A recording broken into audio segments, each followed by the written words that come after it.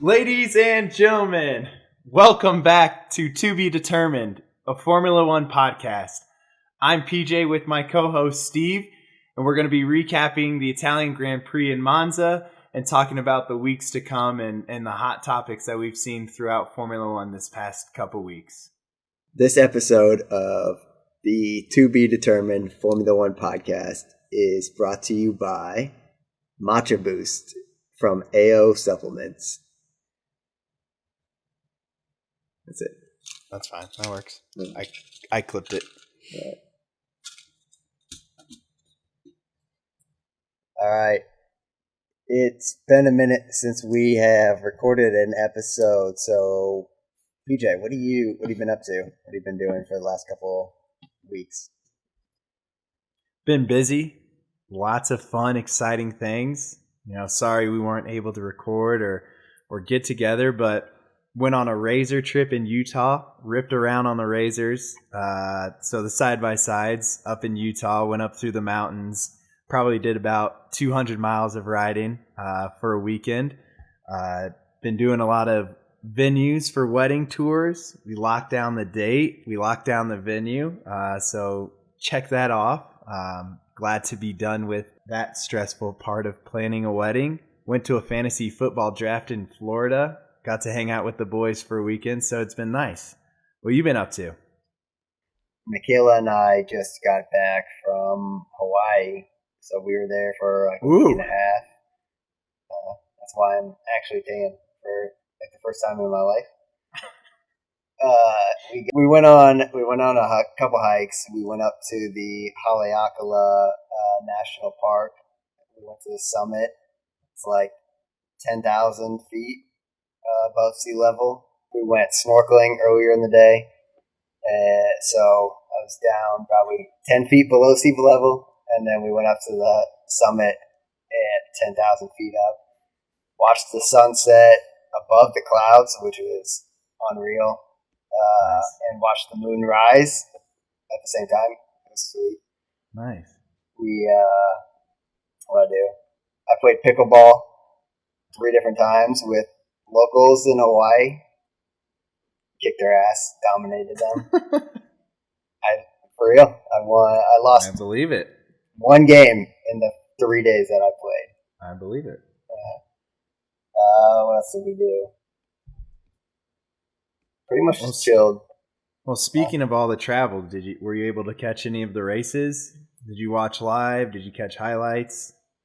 I watched some highlights, but then on our flight home, we had like a 7-hour flight home, so I watched the whole race just on the flight home. Nice. I was going through watching the broadcasts and flipping back between the onboard cams, so got to see it. I was watching a lot of the action, a lot of the passing from Carlos and Lewis, and yeah, so it was good. Yeah, this is 7 a.m. to watch the race. It was a monster start from Max. And I think that kind of leads into something that we were talking about off air in regards to qualifying, in regards to Max's pace and his ability to kind of eat those penalties and not stress too much about it. What were your takes from the race? 3 takeaways from the race.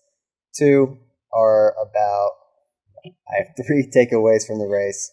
Number 1, 3 takeaways, and so my 2 takeaways. Number 1 is all about overtakes. Lewis and Carlos. 2, cutting their way through the field. Cutting their way through the field. 2 is Nyck DeVries. What an unreal race from him. Just the whole story behind that. And then 3 is the tifosi. Shout out to the Ferrari Italian fans. That's why I'm wearing my Udinese Calcio. Do they call them jerseys? Kit. Shout out to the Udinese. So yeah, those are my 3 takeaways. So, my takeaways are a bit more on the qualifying side and the surprise of how many penalties were actually taken this round of qualifying and this round of the Formula One season. We saw 9 drivers get hit with penalties. You have Max Verstappen taking his 5th ICE, which is your internal combustion engine. So taking his 5th of the season. They're only allotted 3. So last month, in the Belgium Grand Prix, he took his 4th, and that's a 10-place grid penalty. And then the penalty is reduced to 5-place grid penalty for a second offense. Other names that took penalties for changing parts or changing gearboxes: Lewis Hamilton, Sergio Perez was also handed a 10-place grid penalty. Valtteri Bottas, Yuki Tsunoda, Kevin Magnussen, just a few. So it is surprising to see so many drivers of the grid take engine penalties at the moment. One of the things we were talking about is just how Max's pace and the strength of the Red Bull. He's essentially changed an engine 5 times this season. The penalties don't really matter for him. Like you said, you don't care about the results. It's already kind of a foregone conclusion that he's going to win the race. He has the pace. He has the car. So, that's my biggest takeaway from the race. It was a great race. A lot of action, a lot of midfield action, especially with Lewis clawing his way back up. Sergio Perez crawling his way back up. Carlos Sainz clawing his way back up. Just kind of a bummer that it had to end under a yellow flag. I think the teams did what was appropriate. Listening to the broadcast and listening to the race, they said it's like the end of the season all over again. You're kind of screwed if you don't take tires. You're going to be left out there and you're going to be a sitting duck, but you also don't know how quickly they can remove the car and how quickly they can allow lap traffic to catch up to the back of the field. So, it's all those growing pains. It's a continued struggle for some strategies for, Ferrari pit stops and strategies as has been a common theme. One thing I do want you to fill me in on, if the reason is why Nicholas Latifi wasn't able to race this weekend and why Nyck DeVries filled in for him. Do you know? Yeah, I do know that Nicholas Latifi did race this weekend. And who was out? Oh, Alex Albon. Yeah. Why was Alex out? He got appendicitis on Friday. Oh, that's right. Yeah. So yeah, I forgot about that. Went to go have surgery, and then I think he had a complication with the anesthesia, and so he had to stay extra, and so that's why DeVries on Friday wasn't even going to do anything on Saturday.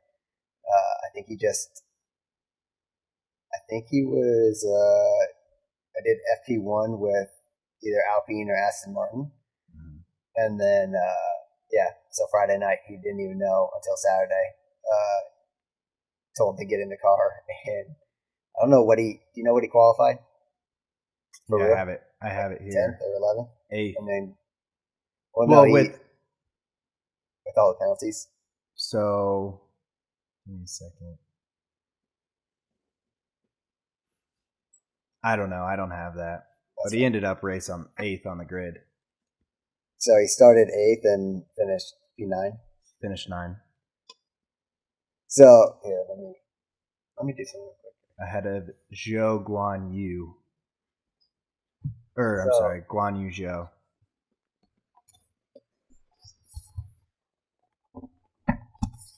A little bit about, while you're doing that, I looked it up a little bit about Nyck DeVries. He does have the pedigree. He hasn't, been given the opportunity. He's 27 years old. He won Formula 2 in 2019, the year before COVID. He won Formula E in 2020, 2021. So he has the pedigree. It's just about, there's, like we all know, and like there's X amount of seats and a lot of politics that go into it as well. So it's great to see him get his chance and really show out for the team. There's been massive outcries for Williams to cut Nicholas Latifi and sign Nyck DeVries for the rest of the season. But, it's also hard for a team that's, strapped for cash as well. And who knows if they can afford to buy out someone's contract and sign another driver at the same time. So we'll see what happens. I mean, there's 2 weeks until we're back on. So there's a lot of things that can happen in those 2 weeks.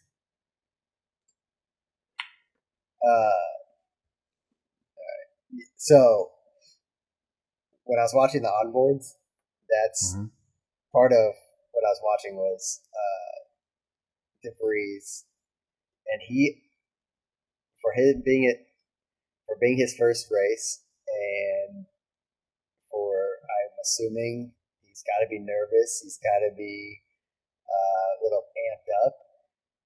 It was actually unreal to watch what he did, because he was sitting there battling with Joe and Gasly pretty much the entire race, like the last probably 30 laps. Him and Gasly and Joe were going just back and forth, and DeVries was sitting there holding off Joe and defending. At the same time, he was getting good runs on Gasly and getting it set up, and almost made a couple passes, but Gasly would hold him off. And then just being able to hold that position for like 20 laps is crazy. Did you see it at the end of the race? What do you mean specifically? So he that's like a blanket statement. Like, did you see the end of the race? Well, what part? For DeVries. Okay, well, I'll tell you. So maybe I can add in the audio, but on the radio after the race, he obviously finished under a safety car, but he's going around and they're congratulating him and he's saying thank you, and then that his hips hurt or something? No, his shoulders. Oh, shoulders hurt. Yeah, he's like, fuck, I can't even move my shoulders. Like, he said that, and then he gets to Parc Ferme, and he asked someone to come over and help him get out because he couldn't lift his arms to get the pins out. Yeah. Of the cushion. Yeah, the cushion. Yeah. So he couldn't get that out, and so someone had to come. One of the pit crew had to come over and take that out for him, and then he sits there, and they're waiting for him to get out for a second, and he just puts his arms up like this, and and he's just sitting there waiting for them to pull him up. And so they had to pull him out of the car. I mean, it just shows how physical it is. I mean, he's been in Formula 2, he's in Formula E. I mean, it shows how much more strain and how many more G-forces are put on these guys and how much they're exerting throughout the race. I mean, he's still Formula E's at the top of, I don't know if you say electric racing, but, he's, if not one step below, the top tier of racing, and the dude is completely gassed after his first race. It's crazy. Well, they were saying how much, I forget how long the feature races are for Formula 2, but I think it's probably it's like 20 or 25 laps. Yeah, so this is 53 laps or something. It's like running a 5K, laps. And then it's like training for a 5K, and day of they're like, you're running a marathon. Yeah. Yeah, which would be insane. Yeah. So I can't. So that, as a fan of all drivers pretty much and of the sport. Like that's just really cool to see. Like someone being able to be under that much pressure and stress and put in an effort like that. He's definitely. I mean, they talked about it on the broadcast all the time. He's going to have a seat next year somewhere for sure. And in other terms too, in other sports reference, he's a gamer. He's not afraid of the big lights. A lot of times people can be, whether it's football, basketball, baseball, guys can be the absolute all-star at practice. And then they're in the big stadium and they freeze up and they look nothing like they look at practice. Whereas other guys could be garbage at practice and the big lights come on and they step their game up to the next level. I mean, not that he's awful in practice, but it just goes to show that he's a gamer. He can jump into a Formula One car, arguably the worst Formula One car, and still come out with points on his first race weekend. He has more points than Latifi does the whole year, and Albon, but it's not surprising. It's right. What Dad used to call those people? The all practice players. I don't know. The all airport team. Used to call them that. Yeah, I mean, I didn't want to throw out another, like, that's straight from Mike Tomlin. Is they're not afraid of the big lights. I love Tomlin'isms. The more I've been listening to Steelers podcast, he has the most crazy sayings. Like, he would have said before the race to Nyck DeVries, cut your eyelids off, meaning don't blink, meaning soak it all in and be ready for whatever comes your way. So way to cut your eyelids off, Nick. Yeah. I know you're listening. He is our third listener. I think our first two listeners are us. Yep. Nice. And Mom and Dad. All right. Yeah, I just sent it to them today. All right, PJ, what jersey are you wearing today? Let me see it. Devin Bush. Devin Bush, baby. Let's go. Steelers with a huge win over the Cincinnati Bengals this weekend. All kinds of drama in the game. Oh, crazy game. Yeah, all kinds of drama in the game. There was 5 turnovers by the Bengals, which was great to see our Steelers get 5 takeaways. Unfortunately, we didn't walk away unscathed. Couple injury bugs, but it's not as bad as it could be. TJ Watt will be back this season. It's only about 6 weeks for him. Najee Harris is good to go. He should be able to play next week.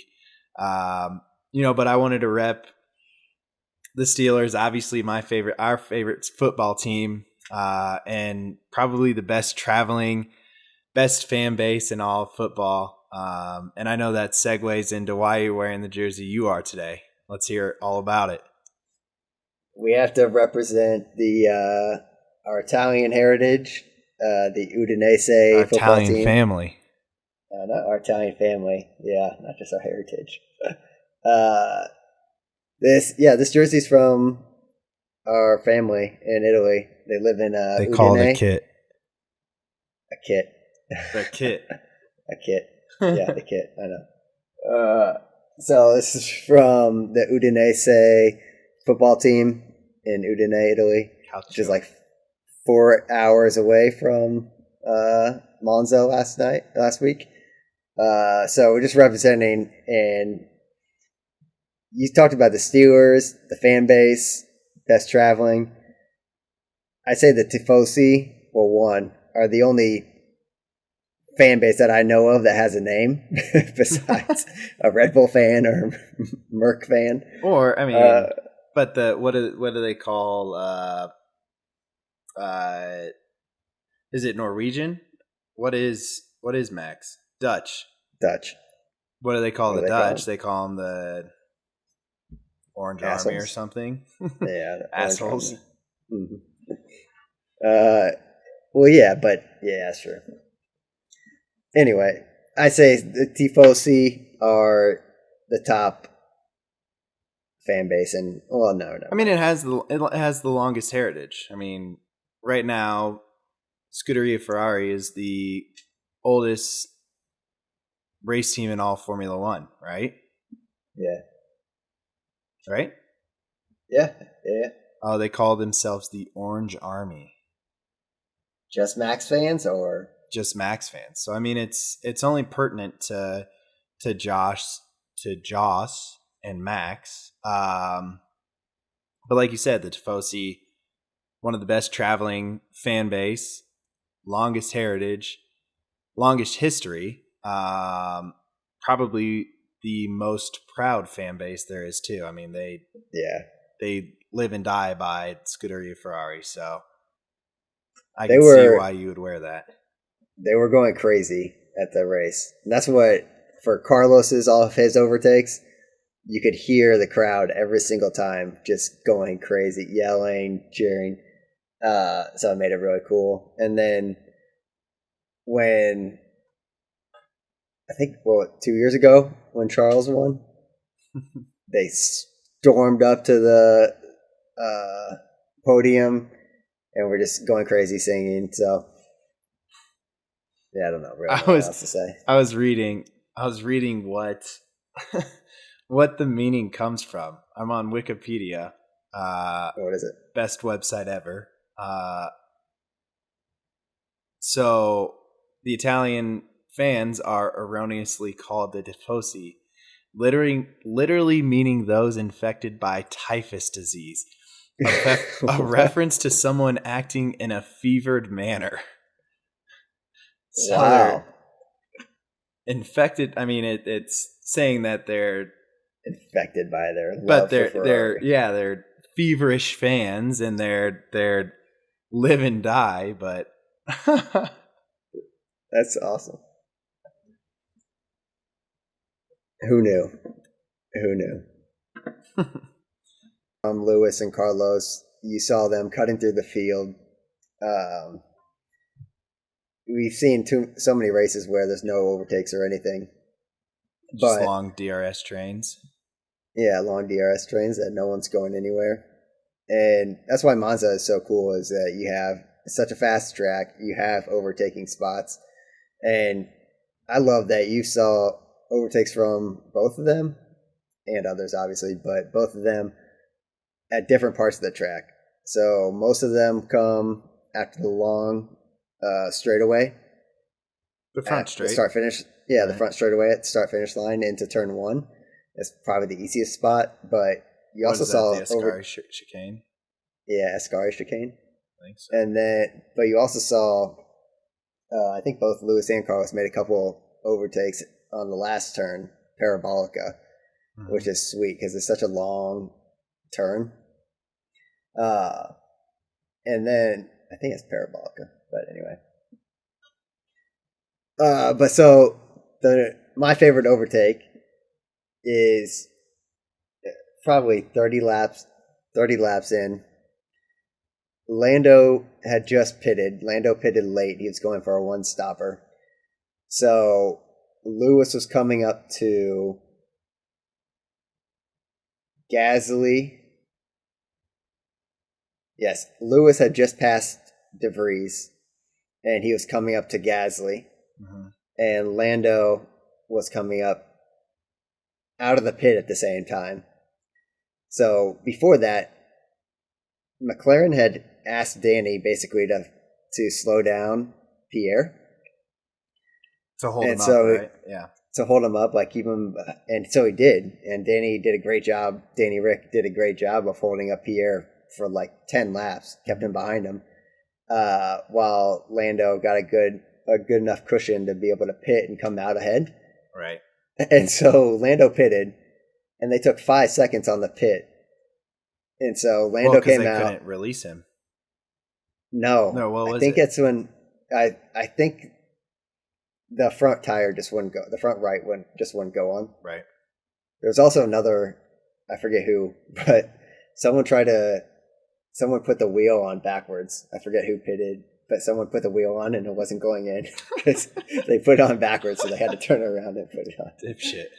But anyway, so Lando's coming out of the pits, and he was side by side with Gasly going into Ascari chicane. I lied. And the front straight is Retifilo. What's the first turn? Retifilo. 1 and 2 is the Retifilo. Ascari chicane is. Ascari's on the back. Oh, before it's Parabolica. Fast one. Yeah. Yeah, it's after the second DRS. Yeah.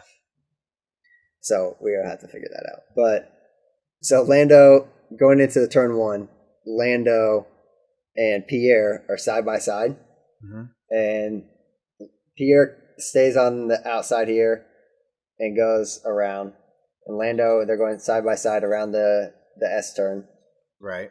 And Lewis has DRS and he's going up to the back of Pierre, so Lewis just stays here, lets them two go, and they both are a little slow coming out of the turn because they're fighting each other, and Lewis makes a double overtake right after that second turn, going into the long turn 3. Yeah, sweet. That's the best. That was my favorite overtake. Absolutely. What? My Siri just started talking to me. All right. Yeah, I mean, it's great to see. It's great to see all the overtakes. I mean, obviously, when you have a different class of drivers starting from the back, you're going to get a ton of overtakes, but it is exciting. There was a bunch of midfield battles. I mean, the only disappointment I think was there was a bit of a DRS train between who was it? I think kind of the Nyck DeVries, Pierre Gasly, and Joe were kind of stuck in a DRS train, but other than that, I think there was a lot of midfield battles. Obviously, a ton of different strategies, bunch of overtakes from different strategies in pits, and seeing the master class and kind of the top of the field. Carlos and Lewis cutting through the field. Sorry, say that again. You can finish that part. What if you want? No, it's okay. Okay. So last year, do you remember Russia when Lando was winning and would have almost won the race? Did they race at Russia last year? Yeah. Who are you talking about? Who won the race? Lando was winning the race, and Daniel? It started raining. Oh, okay, yeah. And he decided to stay out instead of pitting for wet tires. Right. And then he ended up sliding all over the place and lost. And Lewis was in second and won because he pitted. Right. So he didn't pit because he was in first, right? That's usually the strategy. You shouldn't give up track position to pit. Correct. So why? I know Charles wanted to do a 2-stop strategy. Why did he pit? Why did they pit him when that first virtual safety car came out, like 7 laps in? Because they would lose less time. I mean, that's a point where, you know, say your pit stop would take 25 seconds. And if you pit someone under a VSC, I don't know if it cuts it by half, but it reduces it to like 17 or 18 or something. So you're saving time there. Getting him off. I mean, he started on the soft tires, so it's getting him off the soft tires, giving him that option, and you take that gamble to put him on the hards and see how far he went to mediums. Right. Oh, they did. So he went to mediums, and they were going to try to, like, they were still figuring out if they wanted him to go the rest of the way on those mediums, but they would try to go the rest of the way on the mediums, and I mean, whether they admit it or not, hoping for another virtual safety car or full course safety car. I'm sure was the hope. You know, when you're handed that card, it's kind of hard not to take I mean, it's like saying a cheap pit stop. Exactly. You're taking a cheap pit stop. I didn't want to use that term, but you are taking a cheap pit stop. You're losing less time. That's what Brundle says all the time. So, I mean, you can't pass that up. And you have to adjust on the fly.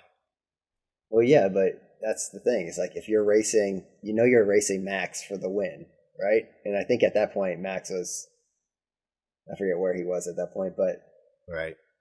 Why not just wait to see what he does and then do that, or do the opposite after that? Well, instead of giving up the lead, you concede the position regardless if you wait for him, and you don't know how long the virtual safety car will last. Yeah. So I mean, the possibility is you wait and see what Max does, and you follow him in. But you know, what if he goes into the pit and you're, you know, on the back straight, comparatively speaking, to Max, and by the time he gets out of the pits for that and you're following him, the virtual safety car ends and he can get back up to full speed. Then you give him all that time you're in the pit for him to pull away at full speed. Whereas if you're before, you're cutting it off, and maybe you give yourself the chance that by the time he reacts, it's going to be the opposite. Yeah, I guess so. That would be my justification. I'm not strategist or a race engineer, but I feel like that is sound logic or okay logic. Yeah, I guess so. From an amateur. Into some headline news. We don't know how to pronounce last names, obviously, but we were referring to the drama and the story surrounding Oscar Piastri. So I did a bit more digging on this, and wanted to share it with you because I thought it was super interesting. Steve, with a lot of help of obviously reading articles and watching YouTube videos, but it does kind of go to show how Alpine was caught on the back foot with everything that transpired from Fernando Alonso leaving, from Oscar Pistori, saying he's not signing there. Piastri. Oh, I did it again. Here. Cut that part out. I don't want to do it again. Is his name Oscar? Yeah, Piastri. So we talked about it a couple weeks. I've been doing research from reading different YouTube videos, trying to educate myself on the situation. It really does go to show how Alpine was caught on the back foot a lot this season in regards to their driver lineup and their organization. I mean, it shows that leadership isn't as strong as other places. They were caught on the back foot with Fernando Alonso leaving. Granted, everyone was caught on their back foot with Vettel announcing his retirement. And who would have known that Fernando Alonso would jump from Alpine to Aston Martin? That's one thing that you can't see. But Piastri being announced as the driver and publicly saying, no, I'm not re-signing here, just kind of shows that they were caught out by not being organized. And it all goes down to contracts, and it all goes down to understanding the inner workings of the contracts in Formula One. Do you know anything? Should I ask you if you know anything about it? Or, I mean, I want you to be involved in this one, but... Yeah. About Piastri? Yeah, so the ruling came out. The ruling came out today, or I'm sorry, not today. Here, we'll start over. The ruling came out in favor of Piastri. It came out in favor that he is a McLaren driver. He's not tied to Alpine. Do you know anything that came out of that, or have you heard anything? No, I just know that he signed before Danny Rick was officially let go, but I don't know, like. Yeah, but he was signed as a reserve driver for McLaren, which McLaren has been gobbling up all types of talent and reserve drivers. You know, they signed Colton Herta from IndyCar. He's an IndyCar driver. He's a reserve driver for McLaren. They just signed Alex Palou, who races for Chip Ganassi. That's another situation that he has a contract in two places. He's a reserve driver for McLaren. He's also a IndyCar driver for Chip Ganassi. So, you know, it kind of ties into what McLaren is doing at the time. They signed Piastri as a reserve driver.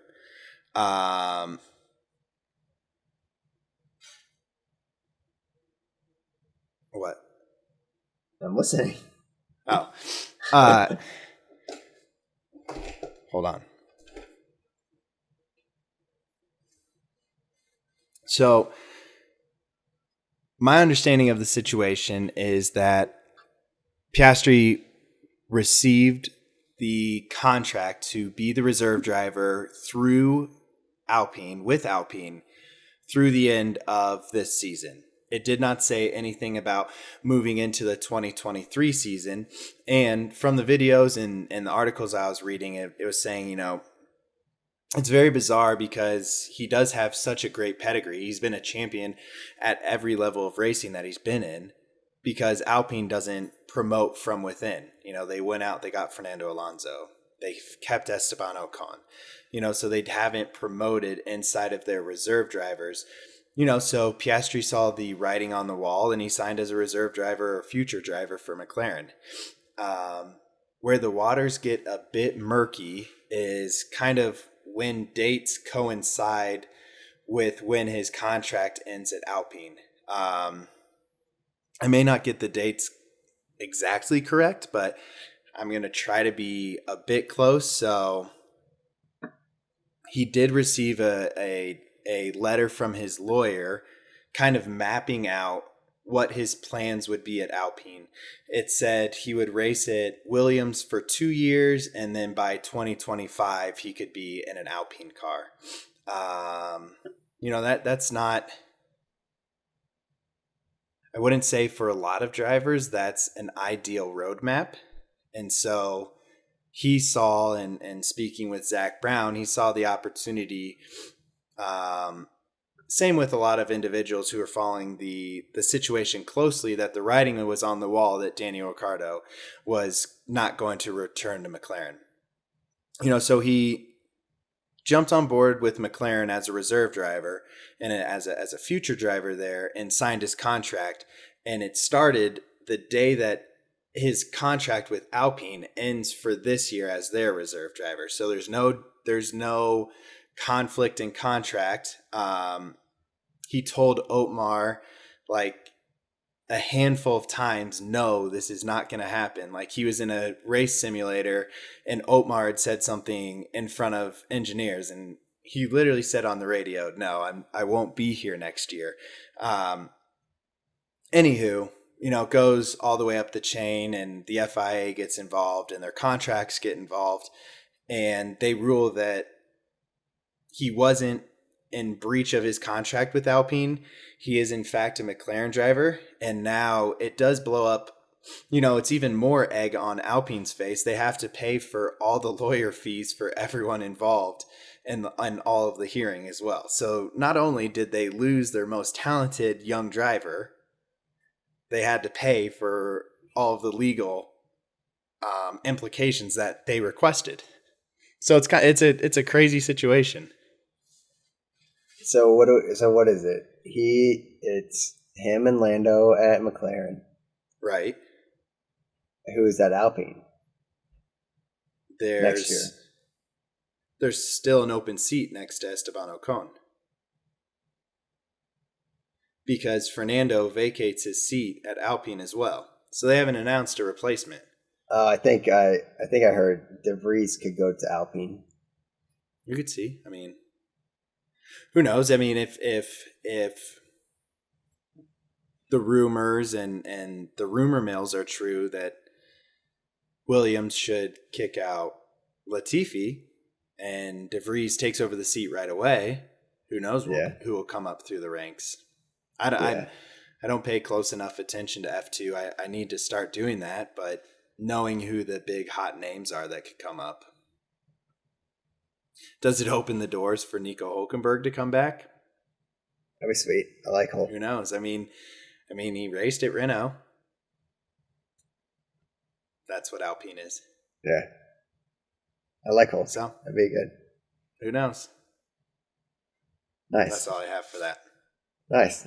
That's good. Thank you, everyone, for listening to this episode of the To Be Determined Formula One podcast.